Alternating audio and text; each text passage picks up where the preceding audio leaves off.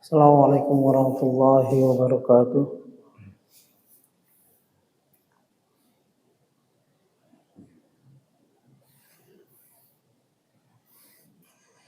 Innal hamdalillah nahmaduhu wa nasta'inuhu wa nastaghfiruh wa na'udzu billahi min shururi anfusina wa min sayyiati a'malina.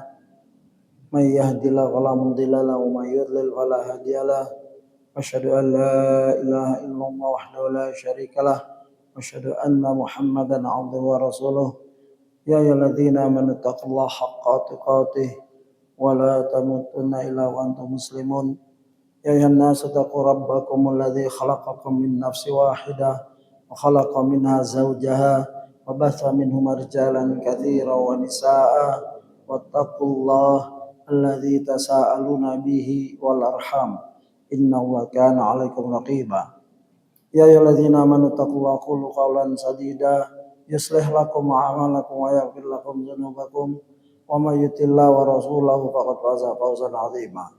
Amma ba'du. Fa inna asdaqal hadithi kitabullah wa khairil hadi Muhammadin sallallahu alaihi wasallam wa sharral umuri muhdatsatuha wa kullu muhdatsatin bid'ah wa kullu bid'atin dalalah wa kullu dalalatin finnar. Ayyuhal ikhwah rahimani wa rahimakumullah, jamaah kajian duha di Masjid Baitur Rahmah di Ciputat Jalan Legoso bertepatan dengan Yayasan Ibnu Umar yang saya hormati, dan semoga pagi kita ini berkah, diberkahi Allah dengan ibadah talabul ilmi, yaitu di mana dalam ini kajian yang keempat setelah Ramadan. Pertama di sini, kedua di Masjid Al-Balad, ketiga di Masjid Birrul Walidain Pamulang, keempat balik ke sini. Ini keempat setelah Ramadan. Kajian ini pertemuan yang ke-155 ya, atau 56. Silakan dicek sendiri di YouTube channel Abdurrahim Ayub agar tertib kalau mau tertib. Dan setiap kajian saya kasih pembukaan 30 menit atau 10 menit. Itu karena masih Ramadan waktu itu. Pembukaannya agak panjang. Kalau sekarang sudah selesai, di masjid ini sudah ada pembukaan, tapi tidak akan saya sia-siakan juga untuk mengenang masa indah beribadah di bulan Ramadan. Ya, dimana kalau pembukaan di pondok dan full day school Ibnu Umar, pembukaannya berupa tentang yaitu seseorang mempertahankan ya beristiqamah di luar Ramadan, ya bukan ya dalam rangka menjauhi sifat Ramadaniyun, orang menyembah Allah hanya pada bulan Ramadan. Ini naudzubillah min dzalik, ya Ramadaniyun. Maka tema yang di sana pembukaannya adalah istiqamah versus maksiat setelah Ramadan.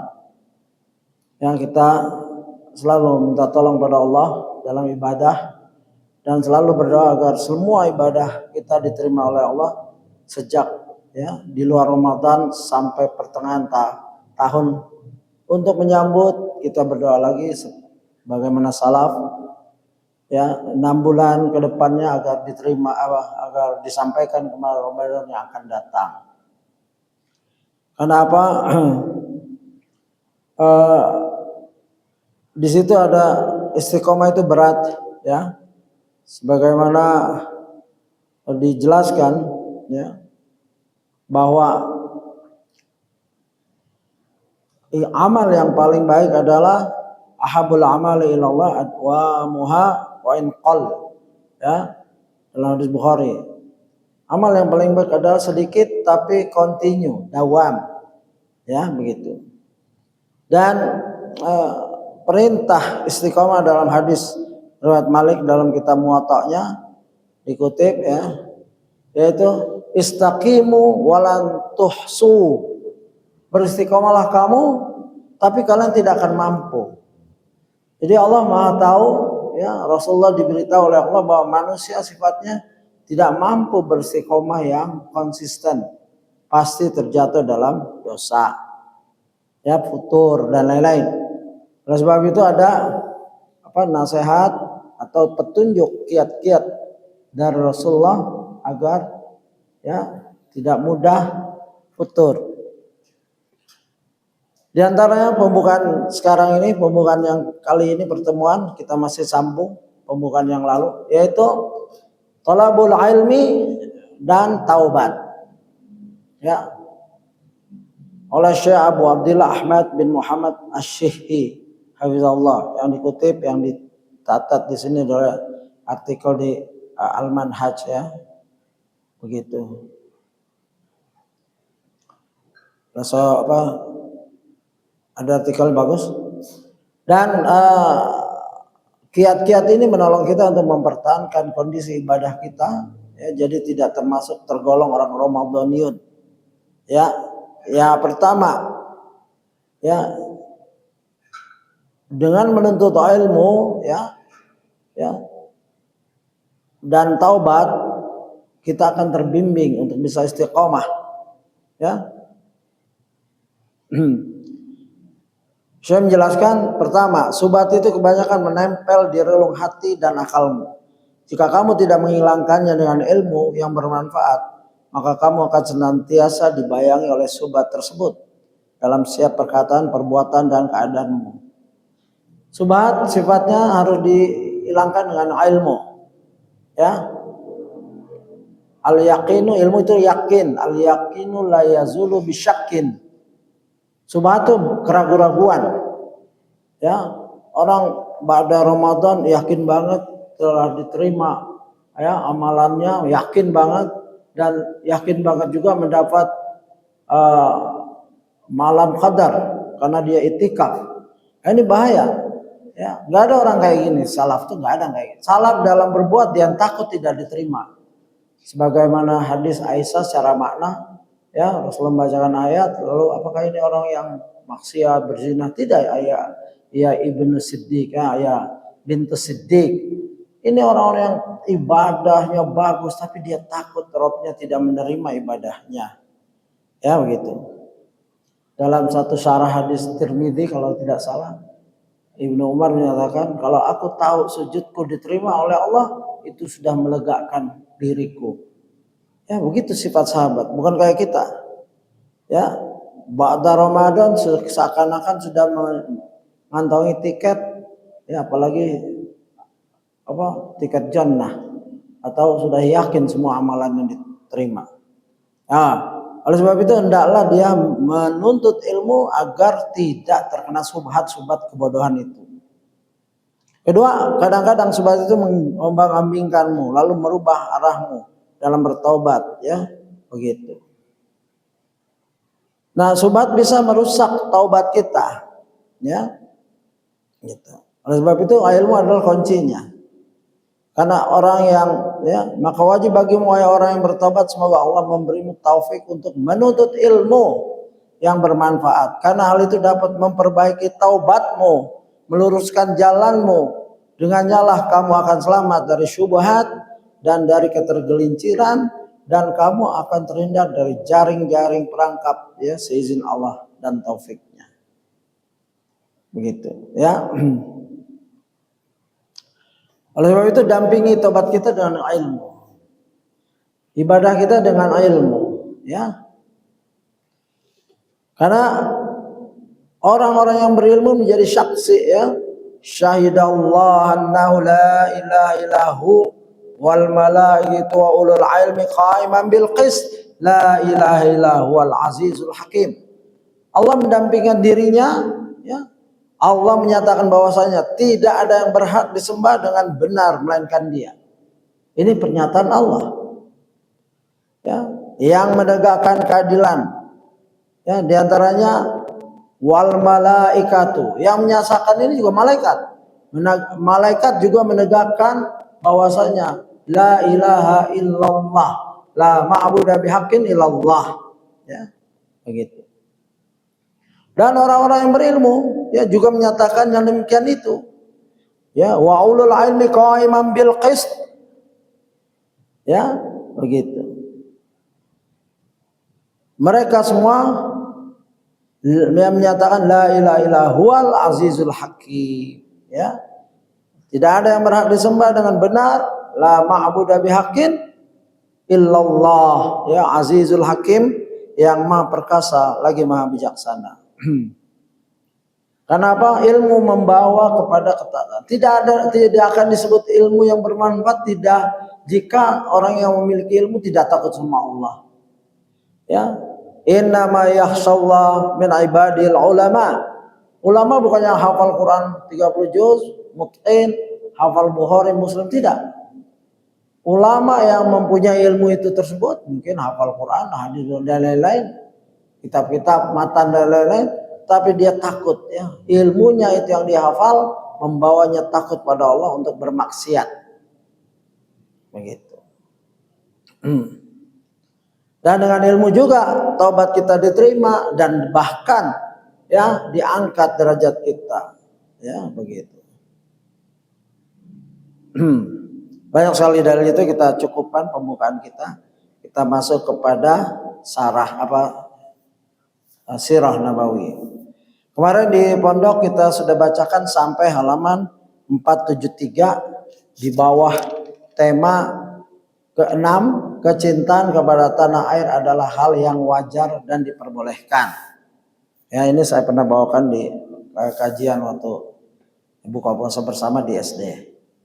Ya, saya nggak akan ulang ini karena panjang. Coba di halaman saja 473. Dan ini rangkaian dari fawaid tentang proses turunnya wahyu, pendampingan Khadijah, ya, pelajaran yang bisa dipetik. Pertama, Nabi tidaklah mencari wahyu sebagaimana yang diklaim oleh Ibnu Sina, ya, dan sepemikirannya. Ya, buktinya Ibnu Sina gak jadi nabi, dia berpikir kayak gitu, nggak pernah ada manggil Ibnu Sina nabi kecuali kaumnya, ya, nabinya filosof. Biasa itu mereka begitu. Oh, ini nabinya sepak bola nih, gitu. Itu nggak ada arti apa-apa kata-kata itu. Nabinya nahu sorob, gitu misalkan. Kedua, urgensi peran istri yang salehah. Ini saya ulang-ulang berapa kali tiap pembukaan, ya, biar nyambung. Betapa pentingnya seorang istri perannya terhadap suami. Rasulullah yang mendapat wahyu, yang jumpa langsung dengan Jibril, yang belajar langsung dengan Jibril, dan pernah Isra Mi'raj, jumpa langsung dengan Allah, perlu istri. Bagaimana kita? Makanya musibah, azab dunia adalah salah satunya istri yang buruk, yang tidak soleha, yang merongrong perjalanan kehidupan seorang suami. Ya mungkin istri juga begitu. Kehidupan dia buruk banget kalau punya suami yang buruk, karena dia suami itu satu-satunya. Kalau laki dia bisa nikah yang kedua mungkin lebih baik, nggak baik juga nikah yang ketiga. Nggak baik juga nih yang keempat. Kalau empat-empatnya nggak bagus, ya apes lah istilahnya. Qadarullah masyaallah. 4 kali salah semua, ya kan? Makanya hati-hati memilih istri. Ya, begitu. Kalau bisa cari yang ini kurang, ya ini ada kelebihan, yang ini kurang, dua-duanya ada. Ya, 4 itu, ya kan, memilih istri ada karena harta, nasab, cantikan, dan din. Ini 4 semua. Mungkin yang pertama nasabnya bagus, yang kedua cantik, yang ketiga ya ada kekayaan lah gitu ya, yang keempat pas yang din, misalkan begitu boleh. Atau kadarnya ada semua, cuman presentasinya beda-beda. Ya, kita masuk ke ucapan Ustadz, tulisan Ustadz maksudnya. Keempat tadi, kedua, ketiga, keempat, bolehnya memuji orang lain di hadapannya jika ada maslahat padanya. Ya. Enggak, yang ketiga dulu. Tadi kan urgensi peran istri. Ketiga di halaman 463, seorang yang selalu melakukan kebaikan karena Allah, niscaya Allah tidak akan menghinakannya selamanya. Ini berlaku bukan untuk Nabi saja. Ya, artinya Nabi disaksikan oleh istrinya yang tercinta kebaikannya sebelum jadi Nabi, sebelum wahyu turun padanya. Dan itu dibenarkan oleh Allah karena sifatnya ya, selalu menolong orang miskin, silaturahim, ya, menolong orang lemah, selalu berada pada pihak yang kebenaran dan siap ya berdiri di atas kebenaran dan lain-lain. Ya, begitu.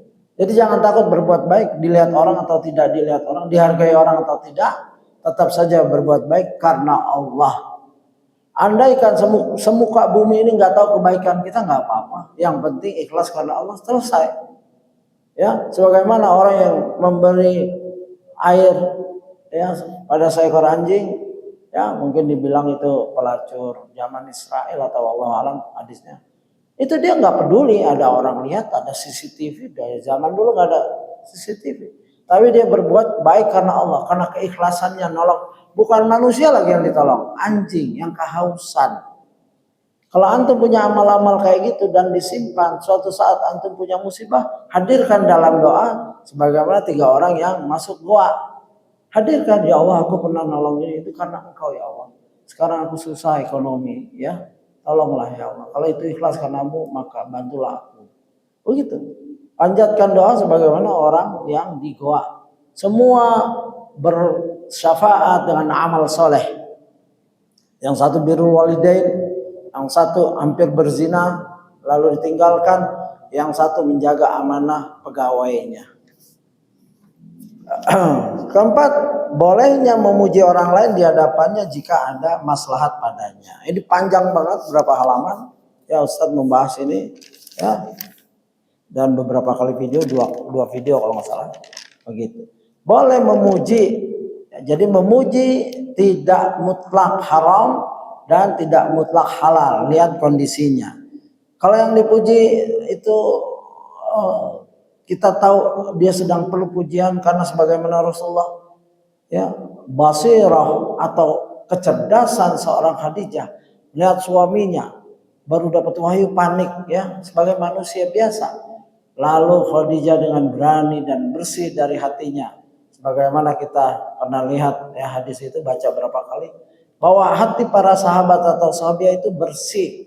Ya Allah memilih Rasul karena hatinya. Dan Allah memilih pendukungnya yaitu sahabat, baik laki-laki dan perempuan, sahabat atau sahabiah. Maka boleh Khadijah memuji Rasulullah, bukan untuk menyembelih. Ya, pujian kepada manusia yang membahayakan orang yang dipuji seperti menyembelihnya hidup-hidup. Ya, muji seorang di hadapannya lainnya menyembelih. Ya, zabahur rajuli an zakihu fi wajhi. Muji seorang di hadapannya sebelayanya menyembelih. Hati-hati. Teman, atasan, bawahan dan lain-lain. Puji sekedarnya saja, ya. Sungguhnya yang terlihat darinya demikian. Saya lihat sih dia seperti itu, begitu. Dan ya itu udah kita bahas. Dan pujian yang jelek adalah yang membawa orang yang dipujinya jatuh tersungkur dalam ujub, sum'ah, ya, bangga dirinya karena pujian kita. Kalau kita memuji sahabat yang kita cintai, kita menyembelihnya, menjerumuskannya. Kelima, dakwah kebenaran itu ya dalam 468, dakwah kebenaran itu pasti selalu memiliki musuh. Siapa saja sampai nanti hari kiamat. Dan musuh, kenapa masih ada musuh? Sampai hari kiamat, mendekati kiamat, karena iblis masih hidup. Semua musuh Islam, semua musuh kebenaran pusatnya di iblis la'natullah alaih dan konco-konconya. Keenam, kecintaan kepada tanah air adalah hal yang wajar dan diperbolehkan. Ya, dengan pendapat As-Suhaili dan lain-lain, Ustaz mengutip ya betapa Rasul meninggalkan Mekah, ya sangat sedih. Sampai dialog dengan Mekah. Ya betapa baiknya engkau. Ya, Nabi ngomong dengan Mekah. Dan betapa besar cintaku kepadamu wahai Mekah. Ya jikalau bukan karena kaumku mengusirku darimu, tentu aku tidak akan tinggal di kota manapun selain engkau. Yang pernah keluar negeri, pernah umroh atau ya, mungkin haji, mungkin pernah kerja di luar negeri, betapa ya pahitnya hidup di negeri orang. Terutama lagi Idul Fitri terbayang ya ibu masak ini, keluarga datang, kita di sana sendirian. Ya cukuplah itu. Makanya bersyukur bisa tinggal di negeri ini. Nah, sebab itu di halaman 473 saya sudah bacakan di pondok, tapi sekedar baca saja, belum saya bahas. Di halaman 473 penulis Al-Ustadz Dr. Firanda Dirja LCMA menyatakan, ini juga merupakan peringatan bagi kita, saudara-saudaraku rakyat Indonesia. Ingatlah betapa banyak saudara-saudara kita yang tersiksa di negerinya sendiri, bahkan terusir dari tanah airnya sendiri.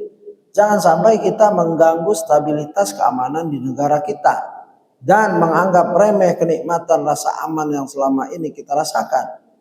Hilangnya keamanan dari tanah air tidaklah mendatangkan apapun selain keburukan, seperti kesulitan untuk berdakwah, belajar agama, ya, kemerosotan ekonomi, merebaknya kejahatan dan penganiayaan, dan seterusnya. Ingatlah bahwa para musuh kita senantiasa menanti momen-momen kelemahan kita. Mereka senantiasa berusaha memecah belah persatuan kaum muslimin. Karena itulah satu-satunya jalan mereka untuk menguasai kita. Mari terus jaga keamanan dan persatuan negeri kita. Jangan sampai kita termakan oleh ajakan-ajakan revolusi atau pemberontakan yang terkesan indah, namun sejatinya merupakan bom waktu yang akan meledak dan menghancurkan kita semua. Yang adalah kita belajar dari kesalahan negara-negara seperti di Libya, Irak, dan lain-lain. Pemimpin Libya, pemimpin yang baik digulingkan, akhirnya berantakan sampai sekarang, nggak ada ujung pangkalnya. Ya, Indonesia pernah terjadi pemberontakan dan lain-lain. Alhamdulillah dapat ditumpas. Walaupun yang memberontak itu orang Islam dan bahkan menjunjung ingin Islamic State seperti DI, NI, ya itu tidak bagus setelah sepakat, ya, ada pemerintahan yang sah. Makanya mereka tetap dipanggil pemberontak walaupun berdasarkan Quran dan Sunnah. Karena tidak boleh berdiri dua di dalam satu tempat, di dalam satu wilayah, tidak boleh ada dua imam, satunya dibunuh. Hatta yang satu ini bertakwa, kalau dia tetap dibunuh.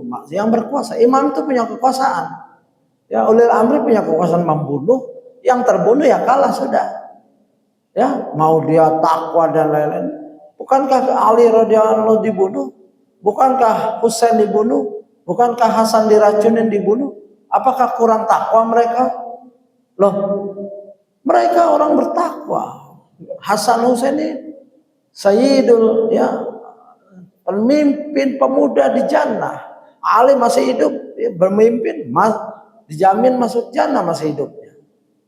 Ya, setelah itu berkuasalah orang yang Allah kehendaki berkuasa. Lah apalagi sekedar pimpinan JI, DI, NI. Sudah kita harus memahami keseluruhan. Ya, jangan ada dua negara di suatu negara, ada dua pemimpin di satu negara. Ini hadis ya, mungkin saya belum bisa hadirkan secara lengkap. Tapi bunuh salah satunya. Yang membunuh siapa? Yang paling berkuasa. Kalau dulu misalkan Kartosuwiryo bisa mendirikan negara Islam, ya kita baiat. Siapa saja yang bisa memegang Indonesia, ya kita baiat. Selesai. Sekarang presiden sekarang, ya udah kita terus baiat. Taat. Jangan sampai ada pemberontakan di antara kita. Begitu ya. Dan kita harus bersyukur bahwa Indonesia yang kita tinggal di dalamnya itu negara besar. Negara yang tidak mudah diatur sebenarnya. Ya. Begitu. Kita sudah baca itu, Rasulullah cinta banget, ya, nggak saya ulang lagi. Tapi saya akan bahas sedikit tentang, ya, ayat surat Rum ayat 22. Wa min ayati khalqus samawati wal ardi wa ikhtilaful alsinatikum wa alwanikum inna fi dzalika laayatil lil alimin, ya. Begitu. Dan di antara tanda-tanda kekuasaannya adalah penciptaan langit dan bumi, serta beragamnya bahasamu dan warna kulitmu. Sungguhnya pada yang demikian itu benar-benar terdapat tanda-tanda bagi orang-orang yang mengetahui. Surat Rum ayat 22. Ya begitu. Beragamnya Indonesia. Coba, Indonesia itu mempunyai 1340 suku. Silahkan di Google. Ya, tidak mudah mengatur 1340 suku. Ya, kalau setiap hari ada perperangan aja itu masih dibilang wajar. Ya, menyatukan 1.340 suku. Ya diantaranya Batak 2,4%, 0,04%, Bali dan lain-lain, Aceh 1,4%. Ya begitu banyak. Suku Jawa, suku Mandar, suku Osing. Saya baru dengar ini, suku Osing. Ya suku, kalau Gayo biasa, suku Tengger dan lain-lain, Baduy biasa. Dan di antara suku itu ada suku Kubu, suku Sakai. Ini Palu, saya yakin saya bacakan banyak yang orang Indonesia sendiri baru dengar. Tamiang, Enok Jami, Sumatera Aceh, Nias dan lain-lain. Ini suku-suku semua ini. Ya silakan Google ya, atau yang buku, baca buku yang antum percaya. Dan bahasanya alsinatukum. Allah menciptakan lidah satu, bibir dua, menghasilkan di Indonesia saja ada 718 bahasa daerah yang teridentifikasi, yang sudah diidentified begitu oleh Badan Bahasa. Itu tahun 2024. Silakan Google, banyak ya buku-buku. Dan di Indonesia lebih dari 700 bahasa hidup yang dituturkan hingga saat ini. Hidup tuh bahasanya, bukan mati, bukan kayak bahasa Suryani atau apa itu. Ya Suryani yang asli ya, bukan. Itu yang hidupin nggak tahu, paham nggak bahasa Suryani itu. 700 bahasa di Indonesia itu masih hidup, ya, begitu. 10% dari jumlah bahasa di dunia. Indonesia bahasa tuh ada bahasa di Indonesia 10%, yang banyak tuh India dan lain-lain. Saya tidak sangka ada bahasa yang bangsa Papua terbanyak tuh di dunia. Ya. Begitu. Papua New Guinea ini punya 800 bahasa. Ya, begitu. Jadi bersyukurlah bisa bersatu, ya, bisa makan tenang, tidur, bisa kerja tenang, bisa belajar tenang, sholat tenang, berdakwah tenang. Jangan dirusak. Makanya segala apapun yang bikin perpecahan, baik menentukan Idul Fitri, Idul Adha dan lain-lain, puasa kapan, hendaknya merujuk kepada pemerintah. Walaupun pemerintah membolehkan perbedaan, itu dalam rangka menjaga pertumpahan darah. Bukan karena ingin, ya daripada ribut, sudah silakan deh. Ada yang Kamis, Jumat, Sabtu, Idul Fitri kan, begitu. Dan kalau masalah bahasa yang hidup di dunia itu ada 7.170 bahasa. Ada 7.000 bahasa yang masih hidup, ya begitu. Jadi silakan di Google untuk menambah wawasan. Ya, jadi kita bersyukur kita hidup di suatu negara yang nggak main-main besarnya. Ya kalau antum keliling, ya kekayaannya juga. Kalaupun antum kita belum dapatkan menikmati kekayaannya, bersabar saja. Ya masih bisa makan pagi, masih bisa aman, jalan nggak ditembak, kepalanya jadi sasaran sniper. Ya coba di negara-negara berkecamuk. Ya, punya 1 miliar susah beli telur. Antum milih kelaparan anak-anak antum. Punya 2 miliar nggak bisa dibelanjain. Ya. Jangankan di situ. Saya tinggal di Australia, alhamdulillah di sana ekonomi mudah. Ya, tapi nyari yang halal itu sempat kelaparan. Karena nggak bisa makan. Duit ada di ATM. Sama ikhwan-ikhwan ya para kaum muslim nggak sembarangan jalan di sana banyak. Masa makan keripik terus? Roti juga harus dilihat ingredientnya, ada babinya enggak dan lain-lain. Begitu, enggak mudah. Itu negara aman, tapi mayoritas ya non muslim, orang kafir, enggak paham, enggak pandang, gitu. Kita bersyukur. Kita masuk kepada lanjutannya yaitu ketujuh. Waraqah bin Naufal di halaman 473. Waraqah bin Naufal adalah laki yang pertama masuk Islam sebelum Nabi Muhammad SAW berdakwah.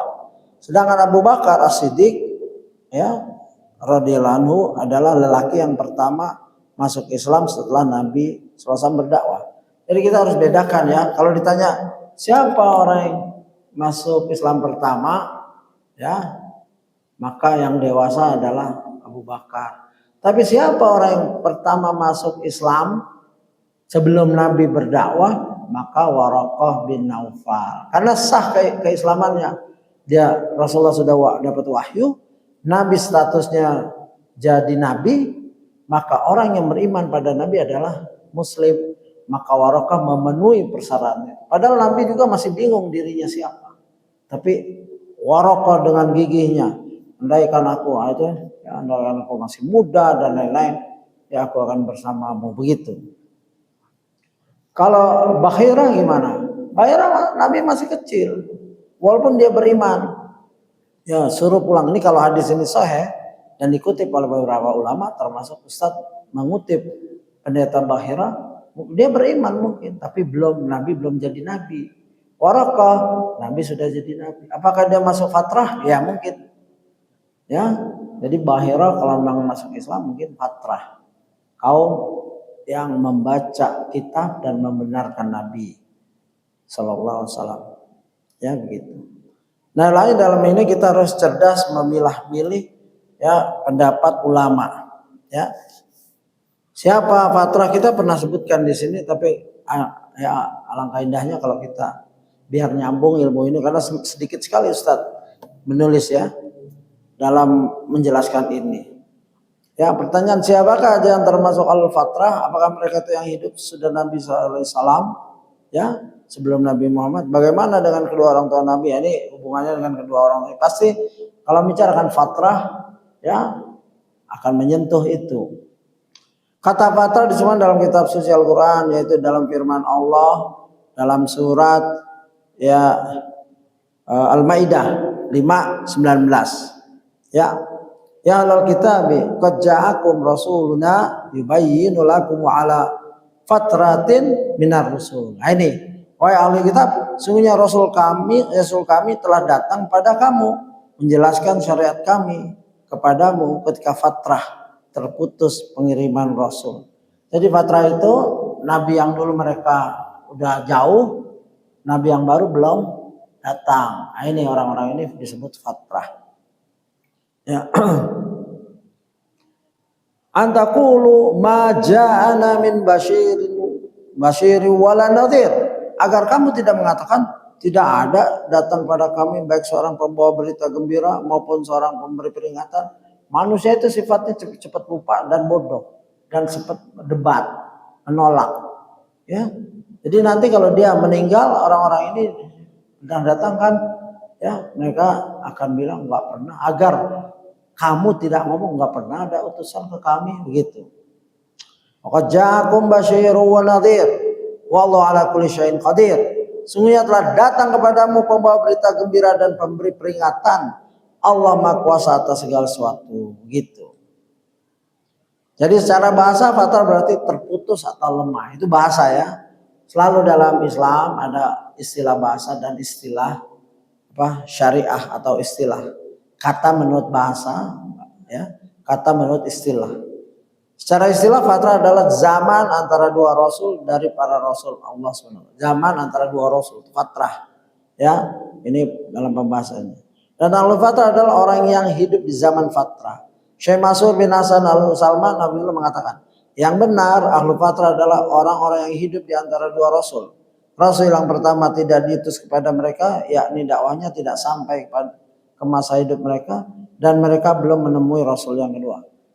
Rasul yang pertama dakwahnya gak sampai, rasul kedua belum datang. Ini orang fatrah. Tapi di sini dijelaskan kalimat fatrah dalam ayat di atas adalah zaman sesudah Nabi Isa alaihissalam dan sebelum Nabi Muhammad diutus, begitu. Dengan demikian kedua orang tua Nabi SAW hidup di zaman fatrah. Tapi dijelaskan, mungkin ada pertanyaan, apakah semua orang yang hidup di zaman fatrah tidak akan disiksa atau tidak masuk neraka?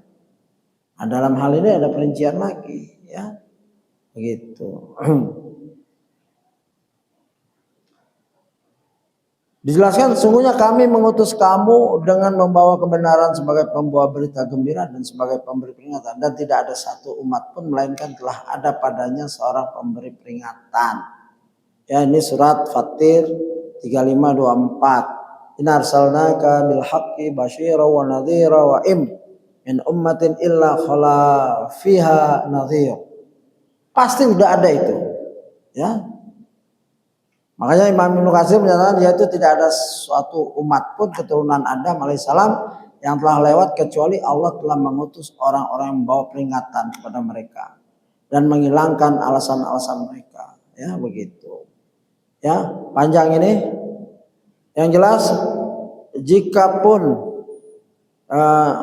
kenapa orang-orang jahiliyah disebut jahiliyah dan tidak masuk fatrah yang apa? Karena ada orang-orang jahiliyah yang hanif, ya, yang hanif seperti Warakah, ya, di sini Abu Bakar Siddiq dan lain-lain. Ini laki-laki yang, ya, di sini dijelaskan ada beberapa tokoh yang hanif, ya, seperti Warakah, Zaid bin Amr ibnu Nufail, Warakah bin Naufal, ya, Qais bin Sa'idah. Ini semua fatrah. Dan dia memegang tauhid yang dari Nabi Ibrahim, Ismail. Mereka ini disebut fatrah. Qais bin Sa'idah, Zaid bin Amr ibnu Nufail, Warakah bin Naufal. Masih banyak lagi, tapi 3 itu sudah mewakili. Sedangkan orang yang sudah sampai kepadanya dakwah tapi tidak bertauhid bahkan berbuat syirik, maka mereka itu pasti celaka. Seperti siapa? Ini orang jahiliyah di zaman Quraisy. Dia ini benar-benar berbuat syirik, bertentangan nenek moyangnya. Nenek moyangnya itu Ismail. Ilmu itu sampai kepada mereka. Ya. Ya ini yang buktinya apa? Buktinya yang sejaman dengan dia Qais bin Sa'id, Zaid bin Amr ibnu Nufail, Warakah bin Nufail tetap bertauhid. Sedangkan orang ini penyokong syirik, yaitu Amr bin Luhai al-Khuzai, Abdullah bin Ju'dan, ya begitu. Amr bin Luhai al-Khuzai pembawa berhala Hubal dari Syria, jadi sembahan.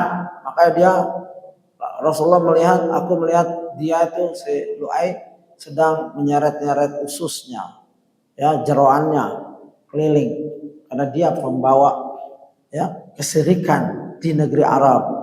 Gitu.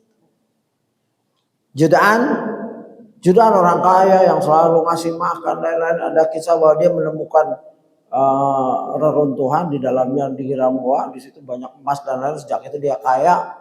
Kalau dia perlu dia balik ke gua itu, ya, berita sirah, ya. Sejak itu dia masih makan ribuan orang, pakaian dan lain-lain. Sampai Aisyah bertanya, apakah manfaat amalannya? Tidak, wahai Aisyah, karena dia tidak pernah, ya, bertauhid pada Allah. Jadi amalan dia sia-sia. Gitu. Nah, ada hadis bagus di sini karena kita masih yang ketujuh ini, ya.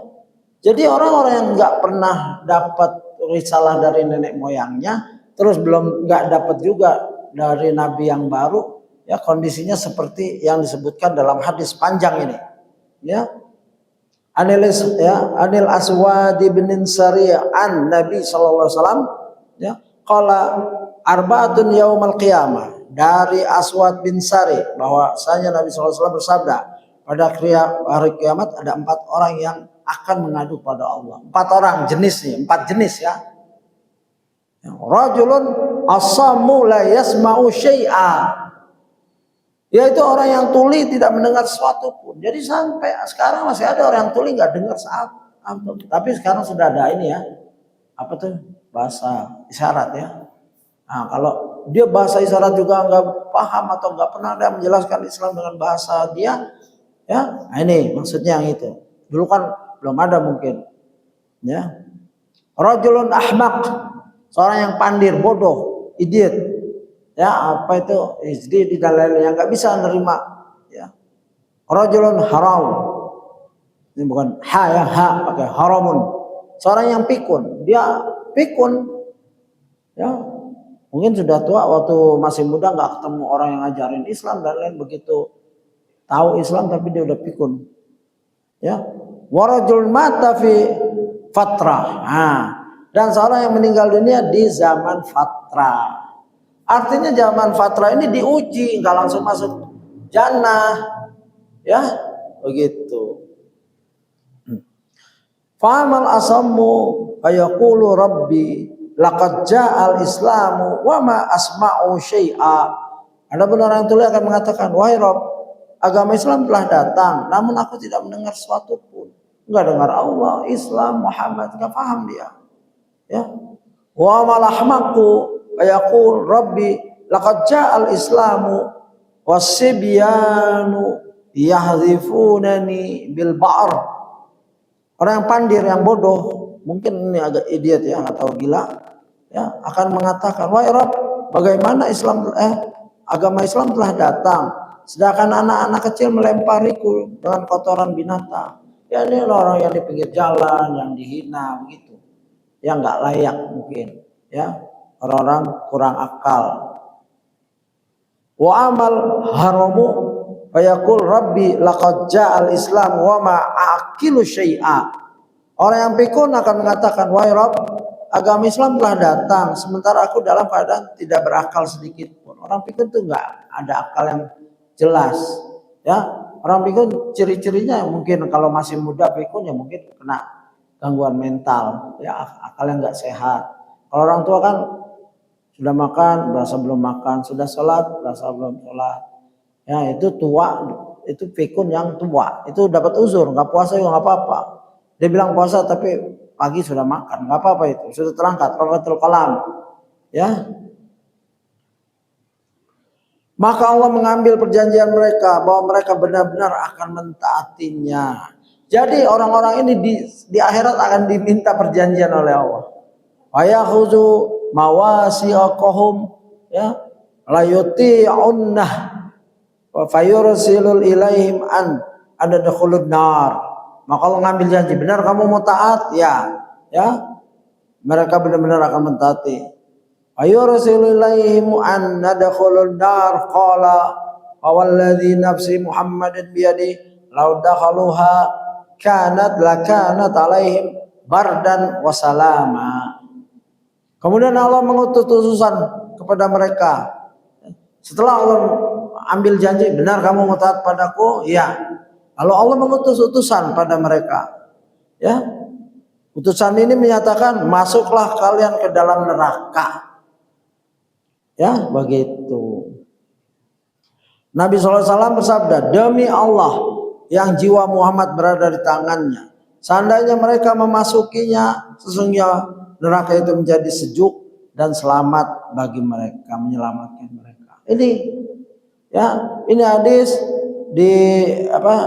diambil dari tahqiq Syekh Mansur bin Hasan bin Salman.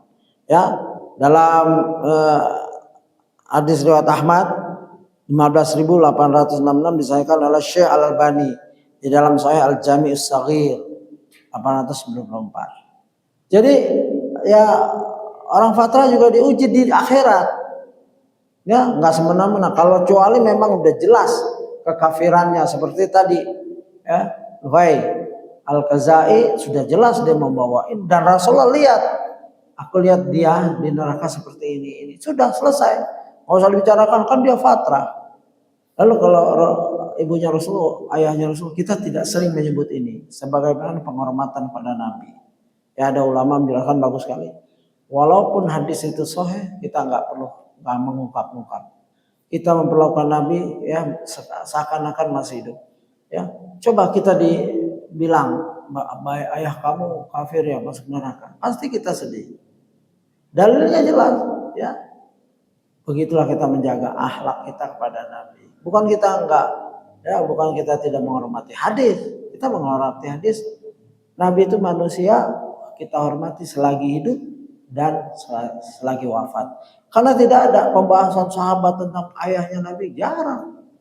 Membicarakan ayahnya terus. Pertanyaan hadis itu cuma 1 atau 2. Ya. Aina abi, di mana ayahku wahai Rasulullah? Abuka finnar. Lalu sedih. Ini sahabat biasa, lalu sedih. Ya, ta'al. Abuka wa abi finnar. Begitu saja, sudah tutup. Biarkan itu. Kalau yang lain kita jelaskan, kita menjelaskan jika ada pertanyaan baru. Kalau tidak, ya kita menghormati Nabi, ya, menghormati beliau waktu hidup dan wafatnya. Begitu ulama, nasihatnya bagus sekali. Dan saya banyak ustadz yang senang dengan itu. Dan yang pertama masuk Islam tadi, kalau sebelum dakwah, ya dakwah Rasulullah secara secara sirah itu 1 sampai 3 tahun atau 1 sampai 5 tahun, ya 1 sampai 4 tahun baru tuh dakwah zahar. Sebelumnya sembunyi-sembunyi. Jadi Waraqah masuk pada saat Rasul baru masuk, kalau itu baru dapat wahyu kalau itu, ya. Termasuk Abu Bakar orang pertama, ya begitu. Khadijah wanita pertama, Ali bin Abi Thalib pemuda pertama. Usia Ali waktu itu masih muda belia, ya. Sini ada Abu Bakar adalah pria dewasa pertama masuk Islam. Zaid bin Harithah dia merupakan orang pertama kali masuk Islam dari kalangan budak. Jadi lengkap. Pertama pendeta masuk Islam sebelum dakwah, setelah dakwah walaupun masih sembunyi-sembunyi Abu Bakar, terus pemudanya Ali, Khadijah wanita istri lagi, ya. Dari kalangan budak adalah Zaid bin Harithah, ya. Dari kalangan budak yang dewasa Bilal bin Rabah. Ini orang-orang yang utama sekali, ya. Kalau Syekh Albani menyebutkan lelaki dewasa dan mereka yang pertama kali beriman adalah Abu Bakar. Dari kalangan anak-anak adalah Ali bin Abi Thalib radhiyallahu anhum.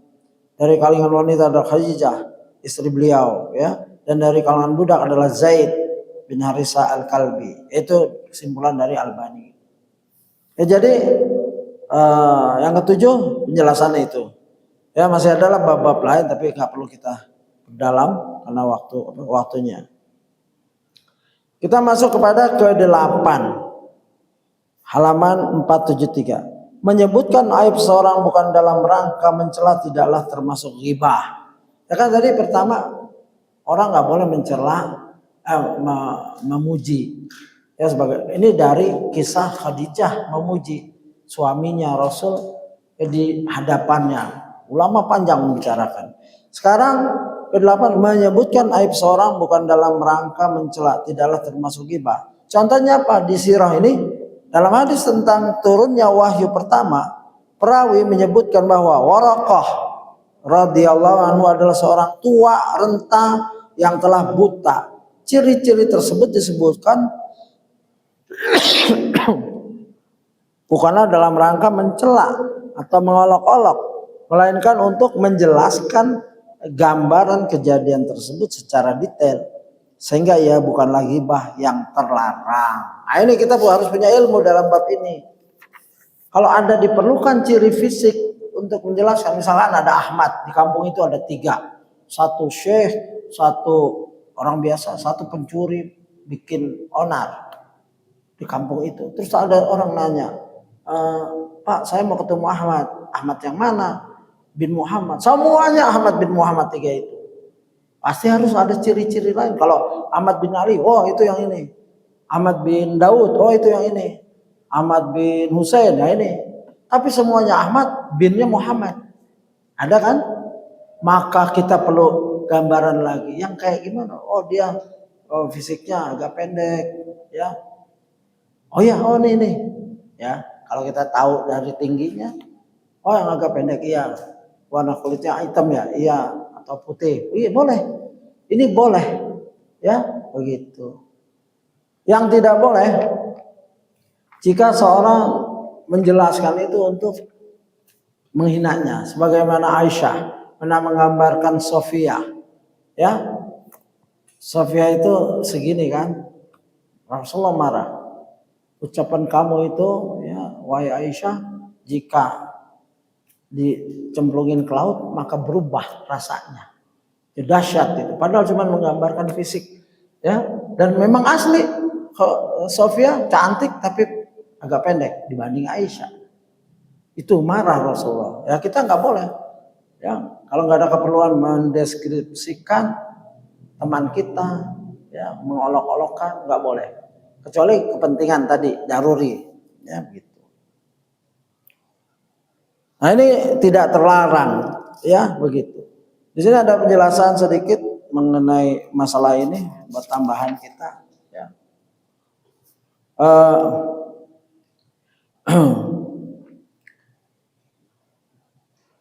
Harus kita bedakan juga orang yang ingin di sini dijelaskan antara ghibah dan karena ini bicara apakah ini ghibah yang terlarang. Ghibah itu ada macam-macam, ada yang terlarang, ada yang tidak. Ya termasuk yang tidak ada yang tadi ya waraka ya tua renta dan buta mungkin fisiknya udah lemah ya. Ada tulisan dari Ustadz Farid bin Qasim Anus ya, perbedaan antara nasihat dan ghibah. Imam Nawawi berkata, ketahuilah bahwasanya ghibah diperbolehkan untuk tujuan yang benar dan syar'i, di mana tidak mungkin sampai kepada tujuan tersebut kecuali dengan cara berghibah yang sebenarnya itu disebabkan karena yang seperti ini dalam rangka memberi peringatan kepada kaum muslimin dari keburukan dan dalam rangka memberi nasihat kepada mereka, dan yang demikian ini itu boleh kondisi-kondisi.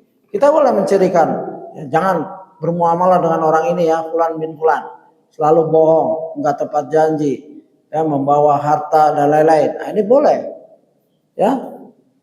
Di antaranya dalam rangka menjarah, menyebut cacat dan majruhin orang yang disebut cacatnya. Dalam rijalul hadis ada ilmu ya jarah wa ta'dil. Orang yang cacat ya, nah bukan sekedar cacat fisik, tapi tidak terpercaya, suka dusta atas nama Rasulullah dan lain-lain, ini cacat. Ya, maka seorang perawi harus bisa ya. Para perawi hadis dan yang demikian diperbolehkan berdasarkan ijma' kaum muslimin. Dan pula dalam rangka musyawarah yang berhubungan dengan ikatan tali perkawinan dengan seorang atau dalam hal kerjasama, ya, atau hal titipan pada seorang atau bergaul atau dalam hal bertetangga dengannya atau dalam hal lain. Jika ada hal yang positif, ya, misalkan orang mau nikah dengan orang, terus kita ditanya, kita harus jujur. Bagaimana Rasulullah pernah ditanya, ya salah seorang ingin nikah dengan Muawiyah dan yang satunya lagi jangan dengan Muawiyah, dia miskin atau ya miskin. Jangan dengan ini yang satunya lagi, yang ini selalu bawa tongkat, katanya mudah KDRT ya, memukul begitu. Itu Rasulullah mendeskripsikan, dan itu bukan ghibah. Kalau anak kita dilamar seorang, kita tanya teman dekatnya, gimana? Kamu kenal ayah? Iya kenal. Gimana hari-harinya? Ya baik. Kamu jangan bohong, ini buat anak saya nih. Kalau memang ada yang kamu nggak senang, ya bilang. Karena saya nggak menyerahkan anak saya kepada orang yang tidak tepat. Baik, tapi suka ini Pak, ya, boleh begitu. Ya, dan nggak boleh kita menyembunyikan keburukannya, karena kalau atas referensi kita, tazkiyah kita orang ini nikah, kalau taunya berantakan, nah kita kena. Oh saya nggak tahu, tanya yang lain, begitu boleh. Oh maaf saya nggak tahu tentang dia, nggak tahu banyak begitu.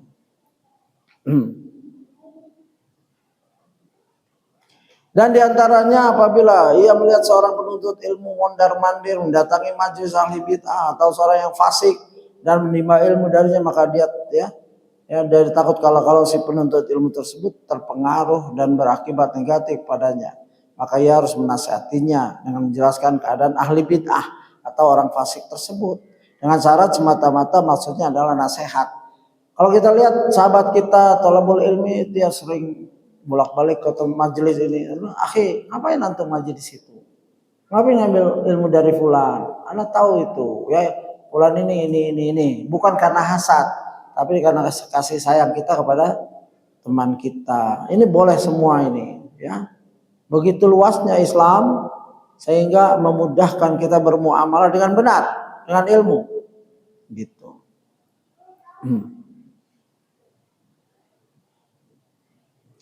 Ya, kita sudah jam 9. Tadi mulainya lewat sedikit. Kita cukupkan insyaallah. Kecuali ada pertanyaan mungkin bisa dijawab nanti. Kita sudah masuk ke 8 ya, halaman 473. Nanti lanjutnya ke 9 insyaallah. Ada pertanyaan? Jadi sirah yang kita pelajari akan membawa manfaat di muamalah kita kalau kita resapi, pelajari benar, ikhlas karena Allah, dan benar-benar mengambil manfaat, fawaid yang telah disusun oleh Ustadz kita, Ustadz Dr. Firanda Dirjal CMA. Semoga beliau panjang umur dan terus berkarya yang karyanya akan bermanfaat untuk kita. Wallahu a'lam. Subhanakallahumma wa bihamdika asyhadu an la ilaha illa anta astaghfiruka wa atubu ilaik. Assalamualaikum warahmatullahi wabarakatuh.